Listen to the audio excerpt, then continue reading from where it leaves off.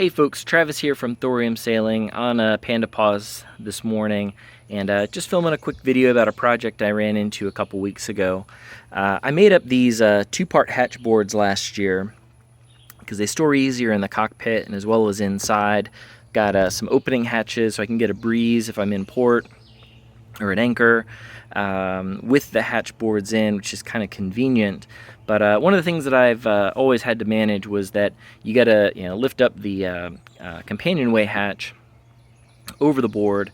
There had been, I think maybe at one point, a handle. There's been the little latch tab that you can see the holes there for, and I do have to get a latch back on here if I want to keep the boat stored up at a marina or something like that. But one of the things that I was working on was trying to figure out how to mount a compass. I've had bracket style compasses and I had it mounted up on top of there. A guy named Charles Brennan from the Trailer Sailor Forum also has a Windrose 18. He had his up there, and that's okay, except I had it out long enough, and this is my own fault, that I ended up the oil leaked out due to exposure in the sun. I think just a lot of heat. It was a black compass, so a lot of absorption there, and I can repair it, but I realized not the best place for it. Last summer I installed that bracket down there, which is fine when you have the lower hatch board in, and it served its purpose fine, but it is in the way. The sheets would get stuck on it, and I ended up breaking it moving the hatch boards in and out. So I was trying to find an alternative. Richie makes this smaller, it's like a 2.5 inch hole cut compass, and I was thinking about where to put it at.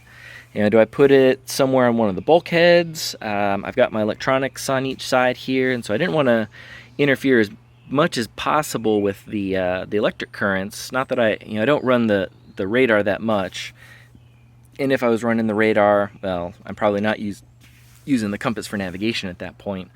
But I figured I could just kind of get it out of the way, but wanted it in a position where it could be visible at all times. I'm not trying to get it set up. So on this sliding hatch made a lot of sense. There was just enough room for me to get the holes cut. I had to do a lot of measuring. On the back side there's a lip that I had to angle in to get it to fit, but it does for long-term storage. The compass itself pops out. I could make like a little flexible something or another to plug that hole up should it become necessary. But nice, there we go. Yeah, nice to have the compass right there. The other thing I did, in place of a formal handle, I just happened to have this giant stainless steel cleat. I figure I've got a couple of them, may as well use it for something good, and so it is a very convenient handle for the purposes of getting the hatch open like that. So when sailing, I can leave the companionway open like this. I've got easy access then to see the compass.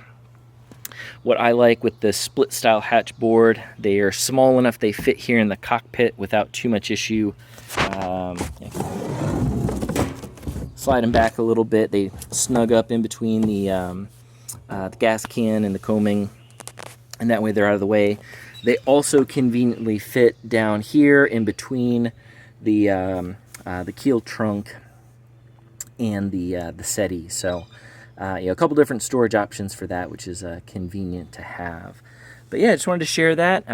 Maybe that gives you an idea about where to put your compass at, or some options. I'm going to give it a try this year and see how it works. Like all things, always good to just chop right into the fiberglass for a test, right? Because nothing bad's ever happened because of that. I've learned a lot of lessons like that over the years, and I'm not too afraid of it on this one. As I've liked to say, Panda Paws is an experiment, a platform that I get to do some fun things on, and if it doesn't all work out, well, that's okay too. So, but yeah, just wanted to share that with you. I'm getting through the rest of my spring projects today, just to kind of close out.